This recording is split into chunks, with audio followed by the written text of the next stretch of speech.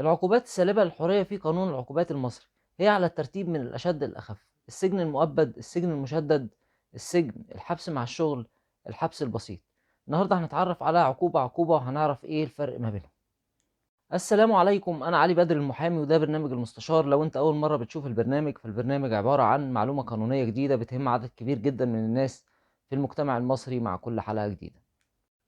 أشد عقوبة في القانون المصري سالبة للحرية هي عقوبة السجن المؤبد. والسجن المؤبد ده كان زمان بنقول عليه الأشغال الشاقة المؤبدة، لحد ما القانون اتغير في سنة 2003 وبقى اسمه السجن المؤبد. السجن المؤبد مدته هي طول حياة المحكوم عليه، يعني بيتحكم عليه بالسجن المؤبد بيدخل السجن ما بيطلعش منه إلا لما حياته بتنتهي، إلا إذا أفرج عنه إفراج شرطي. والإفراج الشرطي أنا كنت عملت عليه حلقة، وبالمناسبة هو بينطبق على السجن المؤبد والسجن المشدد والسجن والحبس البسيط والحبس مع الشغل. ممكن تراجع الفيديو لو أنت حبيت، هسيب لك الفيديو فوق هنا لو حبيت إنك تراجعه. السجن المؤبد بينفذ فيه سجون شديدة الحراسة بتسمى الليمانات، زي ليمان تورا وليمان جمصة. وبيتم تشغيل المحكوم عليه داخل السجن في الأعمال التي تعينها الحكومة. السجن الليمان هو سجن شديد الحراسة وسجن قاسي جدا على المساجين، فبيتنفذ فيه السجن المؤبد لأن اللي بيتحكم عليه بالسجن المؤبد بيكون من أخطر المحكوم عليهم. بيليها بعد كده العقوبة الأخف منها اللي هي عقوبة السجن المشدد. السجن المشدد مدته، لو قلت السجن المشدد، مدته الحد الأدنى بتاعه بيكون 3 سنين والحد الأقصى بتاعه بيكون 15 سنة. ممكن يكون في عقوبة بالسجن المشدد لأكتر من 15 سنة أو أقل من 3 سنين، بس الكلام ده بيكون بنص خاص والجريمة معينة بذاتها. لكن في الأصل العام فالسجن المشدد بيكون من 3 سنين ل 15 سنة. السجن المشدد بينفذ برضو في الليمانات، وكمان بيتم تشغيل المحكوم عليهم داخل السجن في الأعمال التي تقررها الحكومة.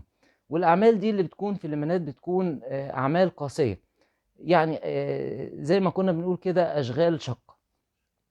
طيب إذا السجن المؤبد والسجن المشدد بينفذوا في سجون شديدة الحراسة تسمى الليمانات، لكن في استثناءات. إيه هي الاستثناءات؟ الاستثناءات إن النساء بوجه عام حتى اللي محكوم عليهم بالمؤبد أو السجن المشدد ما بيدخلوش الليمان، ولكن بينفذوا العقوبة بتاعتهم في السجون العمومية. والسجون العمومية أخف شوية من الليمانات. كمان الرجال اللي عدوا 60 سنة ما بينفذوش في الليمان، بينفذوا في السجون العمومية. وكمان الرجال اللي حالتهم الصحية لا تسمح بدخول الليمان بيدخلوهم فيه أو بينفذوا الحكم بتاعهم في السجون العمومية. طيب احنا كده اتعرفنا على السجن المؤبد والسجن المشدد. نيجي بقى للسجن. السجن هو مدته من 3 سنين ل5 سنين، وهي عقوبة ممكن تكون متساوية في المدة مع عقوبة السجن المشدد، إلا إنها أخف في إيه؟ إنها بتنفذ في السجون العمومية، وبيتم تشغيل برضو المحكوم عليه، بس هنا بقى ممكن يتم تشغيله داخل السجن أو خارج السجن. وطبعا بتكون في أعمال أخف بكتير من الأعمال اللي بتنفذ في الليمانات.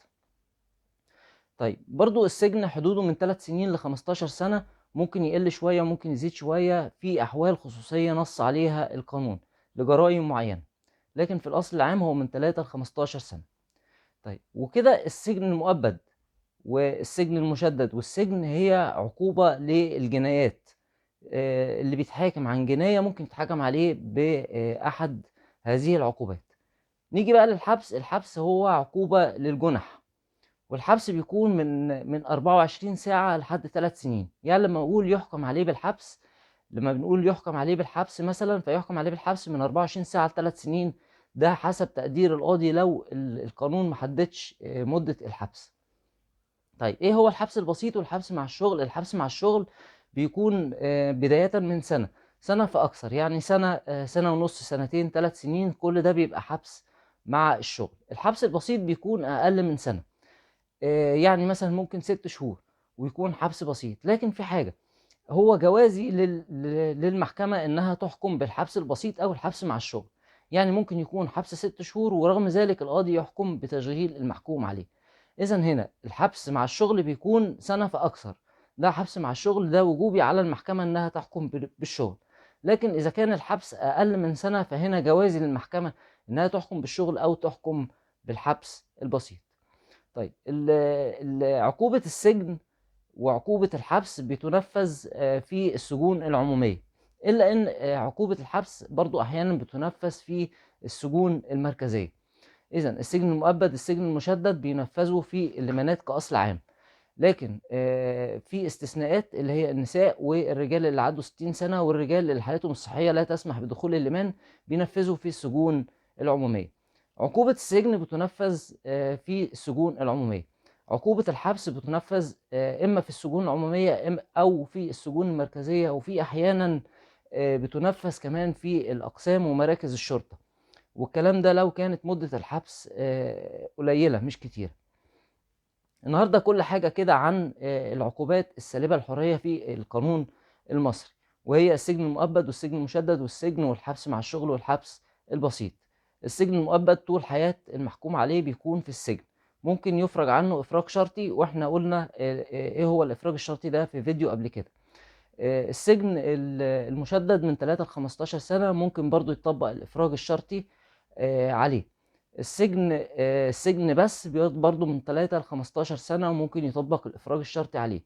الحبس بيكون من 24 ساعة لحد 3 سنين. الحبس مع الشغل من سنة لحد 3 سنين. الحبس البسيط ممكن يكون من 24 ساعة لأقل من سنة، وممكن يكون حبس برضو مع الشغل، وده جوازي للمحكمة.